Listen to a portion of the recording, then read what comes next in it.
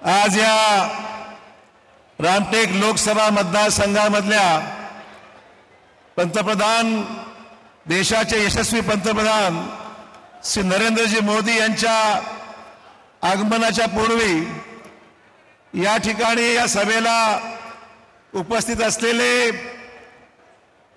भाजपाचे प्रदेश अध्यक्ष, आमचे ज्येष्ठ सहकारी चंद्रशेखर बावनकुळेजी, केंद्रीय मंत्री आमचे ज्येष्ठ नेते रामदास आठवलेजी, कवाडेजी, राजाभाऊ पारवेजी, आमच्या भगिनी कुंभारेताई, आशिष जयस्वाल, विकास महाले, करुणाताई, त्याचबरोबर सुधाकरा कोल्हे, मनीषाताई कायंदे, मंचावर आशिष देशमुख, या विराट सभेला ज्यांचं माझ्या अगोदर या ठिकाणी आपल्या सर्वांना संबोधन झालं, माझे जुने सहकारी आणि आताचे नवीन सहकारी आमचे राजूभाऊ पारवे, आज या विराट सभेला आलेला या रामटेक मतदारसंघातील मान्यवर मतदार, पत्रकार बंधू भगिनी आणि सहकारी मित्रांनो,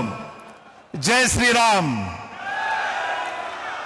आज प्रभू रामचंद्राच्या, माता सीतेच्या आणि भगवान लक्ष्मणाच्या पावन या ठिकाणी भूमीमध्ये आज होणाऱ्या या विराट सभेमध्ये निश्चितच आपल्या सर्वांची उपस्थिती, आपल्या सर्वांना या ठिकाणी ज्या जल्लोषामध्ये या ठिकाणी प्रतिसाद आपण देत आहात, कोणाच्याही मनामध्ये शंका नाहीये की महायुतीचे शिंदे सेनेचे उमेदवार राजूभाई पारवे प्रचंड मताधिक्याने या ठिकाणी निवडून जाणार आहेत, याबद्दल कोणाच्याही मनामध्ये शंका या ठिकाणी राहिलेल्या नाही आहे।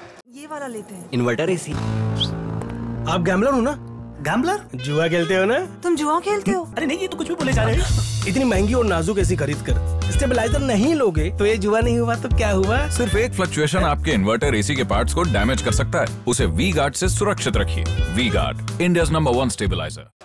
प्रचंड उत्साहामध्ये या ठिकाणी आज प्रतिसाद त्यांना मिळत आहे आणि मला सांगायला आनंद आहे की खऱ्या अर्थाने शिंदे साहेबांचं अभिनंदन केलं पाहिजे, देवेंद्र भाऊचं अभिनंदन केलं पाहिजे की उमेदवार असा दिला जो लोकांमध्ये नेहमी राहणारा, जनसामान्याचे प्रश्न सोडवणारा आणि प्रामाणिकपणे ज्यांनी जनतेची सेवा केलेली आहे, अशा आमच्या सहकार्याला या ठिकाणी शिवसेनेने संधी दिली, त्याबद्दल धन्यवाद या ठिकाणी शिंदे साहेबांचे मारतो। जोरदार टाळ्यांनी या ठिकाणी राजूचं या ठिकाणी अभिनंदन आपण केलं पाहिजे। एक चांगला उमेदवार लोकसभेमध्ये जाऊन निश्चितच या भागाला न्याय द्यायचं काम, या विदर्भाचे प्रश्न मार्गी लावण्याकरता ज्यांचा निश्चित उपयोग होणार आहे, अशा प्रकारचं काम राजू पारवे आगामी 5 वर्षांमध्ये केल्याशिवाय राहणार नाही, हे मला मुद्दाम आवर्जून सांगितलं पाहिजे। मित्रहो, मगाशी मी आशिष जयस्वाल जे या भागातले आमदार आहेत त्यांचं भाषण ऐकत होतो। मी आशिष माझे जुने मित्र आहेत, दुसऱ्या पक्षात जरी राहिले तरी आमचे त्यांचे मित्रत्वाचे संबंध आहेत, पण मला सांगितलं पाहिजे या सगळ्या परिसरामध्ये, या भागामध्ये विकासात्मक कामासंदर्भामध्ये तळमळ काम करून घ्यायची कला जर मी पाहिली असेल तर मला जयस्वाल साहेबांचं मनपूर्वक अभिनंदन केलं पाहिजे। माझ्याकडे येऊन सुद्धा या परिसराच्या विकासाकरता आशिष जयस्वाल कधी मागे राहिलेलं नाही आहे।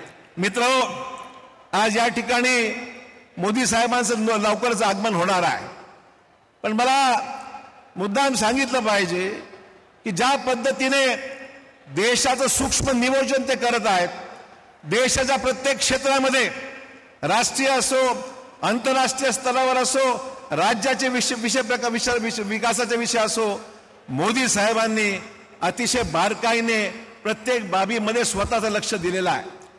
त्यावेळेस ते गुजरातचे मुख्यमंत्री होते, मी महाराष्ट्राचा प्रमुख होतो, पण मी त्यांना जवळून पाहिलेलं आहे की कुठलाही राज्य जरी असलं, गुजरातमध्ये जे काम त्यांनी केलं ते वाखाणण्यासारखं आहे।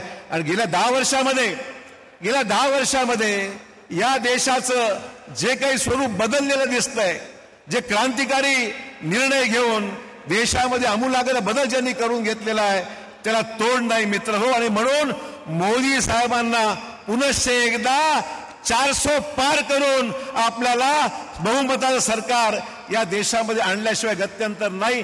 तरच या देशाचा अनफिनिश्ड अजेंडा जो आहे, या देशाचा आगामी काळाचा जो अजेंडा आहे, तो अजेंडा जर पूर्ण करायचा असेल तर मोदी साहेबांचं नेतृत्व, फिर एक बार मोदी सरकार ही आवश्यक आहे.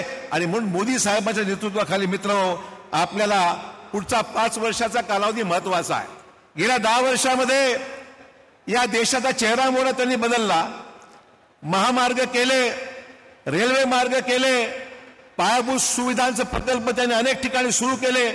समृद्धी महामार्गासारखा विदर्भातून मुंबईकडे जाणारा समृद्धी महामार्ग मार्गी लावला. कोस्टल रोड मुंबईमध्ये मार्गी लावला. अटल सेतू मार्गी लावला. बुलेट ट्रेन त्या ठिकाणी कामं जोरात सुरू आहे. वंदे एक्सप्रेस सारखी गतीने जाणारी रेल्वे त्या ठिकाणी सुरू आहे. आणि या सगळ्या आपण पाहतोय देशामध्ये विमानतळ, विमानसेवा. मला सांगा, असं एकही क्षेत्र जर बाकी आहे का की देशाचा चेहरा मोहरा ज्यांनी बदलला आणि पैशाची पर्वा केली नाही.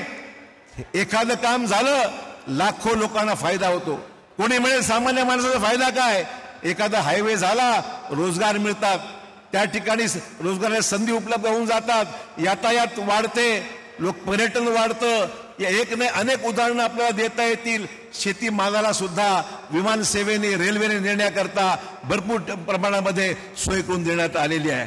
आणि मग हे एकीकडे होत असताना दुसरीकडे जे चित्र आहे विरोधकांचं, मला प्रश्न एवढाच करायचा आहे मित्र, आम्ही जे भाजपामध्ये आलेलो आहोत ते मोदीजींच्या दूरदृष्टीपणाने त्यांचं जे काम आहे ते पाहून आम्ही लोक भाजपमध्ये आलोय. मी जाहीरपणे सांगताना मला काही वाटत नाही, कारण त्यांचं नेतृत्वच असं आहे की प्रत्येकाला वाटतं की मोदी साहेबांच्या नेतृत्वाखाली काम करायला संधी मिळाली पाहिजे.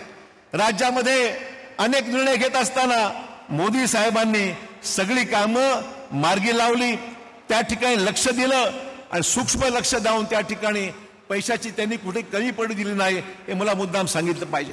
महिला सक्षमीकरणामध्ये महिलांचा आरक्षणाचा निर्णय त्यांनी घेतला. पार्लमेंटचं विशेष अधिवेशन बोलवून महिलांना त्या ठिकाणी आरक्षण देण्याचा निर्णय घेतला. शेतकरी आणि तरुणांच्यासाठी ज्या योजना आखल्या त्या डीबीटीच्या मार्फत डायरेक्ट पैसा त्यांच्या अकाउंटला जमा झाला पाहिजे, अशा पद्धतीने काम त्यांनी सुरू केलं. आणि आपण पाहाल, एवढंच नव्हे तर देशातली जेवढी तीर्थक्षेत्र आहेत, देशातली तीर्थक्षेत्र, मग ते अयोध्या असो, काशी असो, वाराणसी असो, उत्तरेकडचे असतील, दक्षिणेकडचे असतील, सगळ्या तीर्थक्षेत्रांना त्या ठिकाणी पुनर्जीवन करण्याचं काम जर कोणी केलं असेल तर मोदी साहेबांमुळे शक्य झालंय, हे कोणाला नाकारता येणार नाही. आणि म्हणून ज्या नेतृत्वाला एवढी दूरदृष्टी आहे त्या नेतृत्वाबाबतीमध्ये काही वेगळा विचार करायची गरज आहे. विरोधाला विरोध दाखवून केवळ अपशकुन करण्याचं काम जी मंडळी करत असतील तर त्यांना मला सांगितलं पाहिजे. आरोग्याच्या बाबतीमध्ये कोविडच्या परिस्थितीमध्ये सगळ्यात उत्तम काम केंद्र शासनाने केलं. कोविडच्या काळामध्ये नवीन काही निर्णय घेतले. आपल्याकडे ऑल इंडिया मेडिकल इन्स्टिट्यूट सुद्धा आपण पाहिलं. एम्ससाठी 1 वरून 16 एम्स या देशामध्ये सुरू करण्यात आलेले आहे. नागपूरला सुद्धा एम्स सुरू करण्यात आलेला आहे.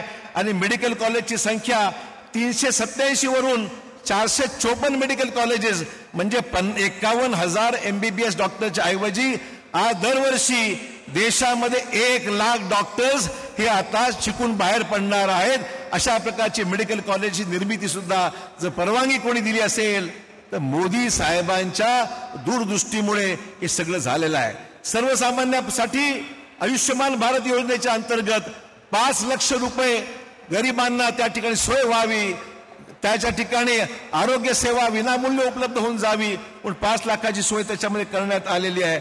आणि एकीकडे हे चित्र असताना राज्यामध्ये देवेंद्रजी, अजित पवार आणि आमचे एकनाथराव शिंदे साहेब हे तिघही मिळून महाराष्ट्रातली महायुती एका मजबूतीने मित्रवाज पार पडत आहे, मला मुद्दाम सांगितलं पाहिजे. आणि म्हणून हे सगळे एकीकडे चित्र आपण पाहतोय. आणि दुसरीकडे काय चाललंय? दुसरीकडे मिसमॅनेजमेंट आहे. दुसरीकडे मिसमॅनेजमेंट आहे, काँग्रेसचं मिसमॅनेजमेंट आहे. सॉरी,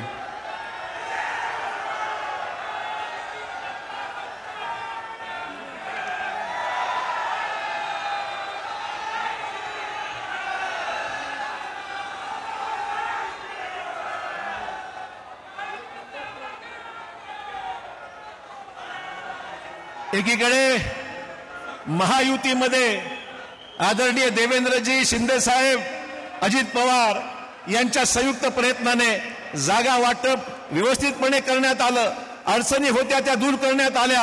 आणि दुसरीकडे नाना पटोले काँग्रेसच्या सगळ्या आशेवर पाणी फेरण्याचं काम त्यांनी केलं. त्या ठिकाणी उद्धव ठाकरेंच्या समोर आणि त्या ठिकाणी पवार साहेबांच्या समोर नाना काही बोलू शकत नाही आणि सगळे मतदारसंघ सोडून देण्याचं काम यांनी केलेलं आहे. आणि पाहतोय अवस्था काय काँग्रेसजनांची झाली आहे. एवढं दुर्दैवी चित्र देशामध्ये आणि महाराष्ट्रामध्ये विशेषतः कोणी पाहिलं नव्हतं. या ठिकाणी मुद्दाम खेदाने नमूद करावं वाटतं मला. आणि म्हणून ज्यांना कधी नेतृत्व त्यांनी केलं नाही, लोकांमध्ये कधी राहिलं नाही, दुर्दैवानं ही मंडळी देशाचं भवितव्य हे ज्याच्यात किंवा महाराष्ट्राचं भवितव्य यांच्या हातामध्ये हे काय करणार आहेत हा खरा प्रश्न आहे. आज मूड ऑफ द नेशन काय आहे, लोकांच्या मनात काय आहे? लोकांच्या मनात एकच भूमिका आहे की केंद्रामध्ये मोदी सरकार असलं पाहिजे आणि महाराष्ट्रामध्ये या ठिकाणी महायुती सरकार आपलं असलं पाहिजे. हीच एक सर्वांची कल्पना आहे. आणि म्हणून मित्र, अधिक वेळ मी घेणार नाही, परंतु मला एवढं सांगायचं आहे, आज या परिस्थितीमध्ये एक एक जागा, दोन नारे मोदी साहेब भाजपने दिलेले आहेत. अब की बार 400 पार, अब की बार 400 पार. आणि 400 पार करायची जबाबदारी मोदी साहेबांची नाही आहे. ही जबाबदारी कोणाची आहे? आपली आहे. हात वर करा, आपली आहे की नाही? ही जबाबदारी आपली आहे. 400 पार आपल्याला नेल्याशिवाय देशाला स्थिर सरकार जे मोदी साहेब देऊ इच्छितात ते देण्याची जबाबदारी आपली आहे. आणि विकसित भारताची जी कल्पना आहे मोदी साहेबांनी मांडलेली आहे, ते विकसित भारतची जबाबदारी मात्र 400 पार झाल्यावर मोदी साहेब देशातलं महायुतीचं गठबंधन हे सर्व मिळून देशामध्ये एक स्थिर आणि मजबूत सरकार दिल्याशिवाय राहणार नाही. एवढंच या ठिकाणी मित्र मी सांगतो. पुनश्च एकदा आपल्या सर्वांचे आभार मानतो. जय हिंद, जय महाराष्ट्र.